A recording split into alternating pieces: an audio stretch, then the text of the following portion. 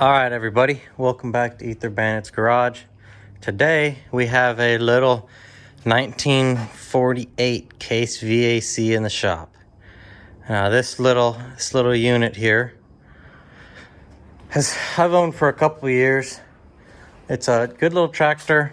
It developed an issue a while back where it'd get water in the oil, and I fought with it for a while. Knowing what I know now, because this is like kind of a tractor that taught me a lot of stuff, is that it was probably the O-ring seals on the bottom of the sleeves were bad. But it had a couple other issues. I really didn't have the best oil pressure, and I was just getting fed up with it. And a rebuild kit for these cases is just ungodly high. Years ago, whenever I was looking at it, which is probably 8 years ago, it was $700 for sleeves and pistons for this motor. For a tractor that's worth $600 on a good day, I decided against it. So time's passed. I got a couple other ones, but I came across a deal in Missouri for a motor that runs. Comes with a carburetor, radiator. Like, it was a good deal, and the minimal work possible. So we're gonna swap this motor, which these cases are really easy to work on. The service manual is very detailed, which I was looking for mine just from years ago whenever I was reading it. To split this motor, to split this tractor, to support it in the back, I'm gonna use a stand right here that my brother and I built to swap the transmission out. The service manual for this tractor gives you the dimensions for this exact stand, which I was trying to find it so I could show y'all, but I can't. So it's very safe. Like, this is 2 3/8 drill stem. That's some pretty thick stuff. I will say it fought me a little bit to get these arms to adjust to the proper height. So we swapped that transmission about the time this motor went bad, and it's been sitting outside on my parts tractor ever since. I didn't think it was going to be an issue, but these adjustable pieces seized inside of that piece of pipe. But after a lot of fighting, I got them done. And so now we're pretty much ready to start with the removal of this engine.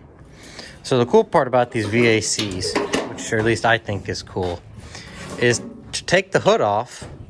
All you do is you lift this latch, you pick the hood up, and then you have a little rod, like a little prop right here, and that holds it up, which I thought that was really nifty compared to a John Deere or a Farmall, where it takes you a little bit.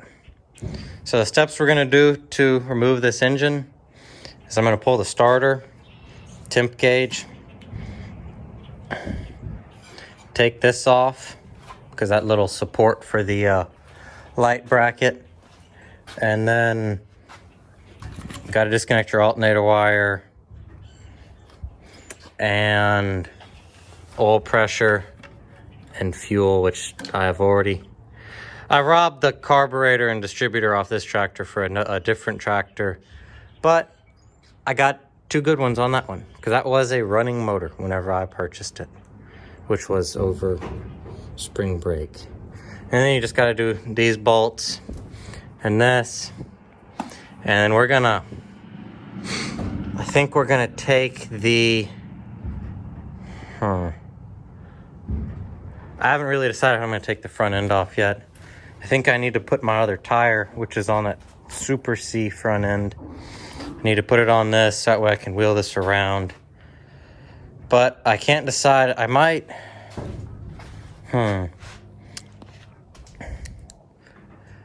I think I'm going to pull the radiator and then take this front pedestal off, because radiator's not hard. It's these 2 bolts. And there's 2 bolts underneath that hold it on. But on this radiator, it only has 1. And I guess we also take this pitman arm off. And I think we'll be ready to go. So I think I might try to set you up on a little time lapse or something. We'll see what happens.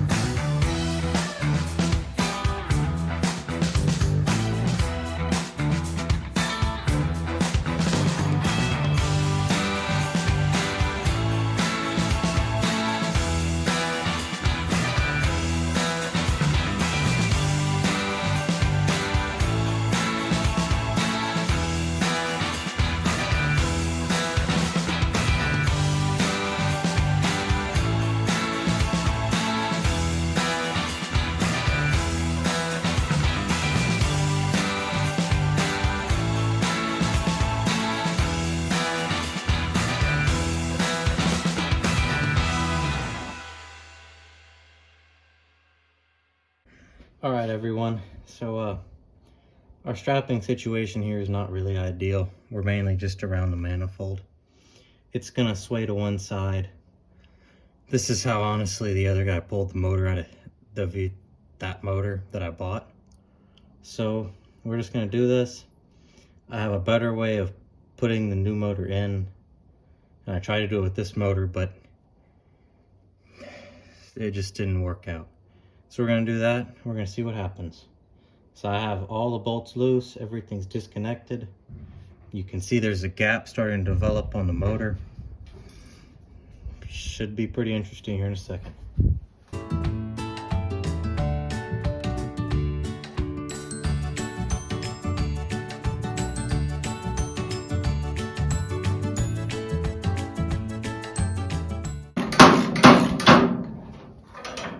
That's one.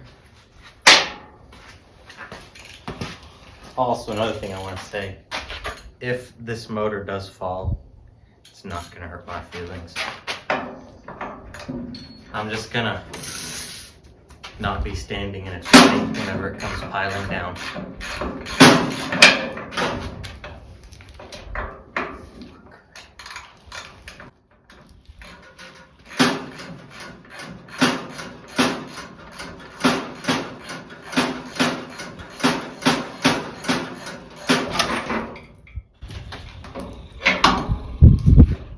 That's two.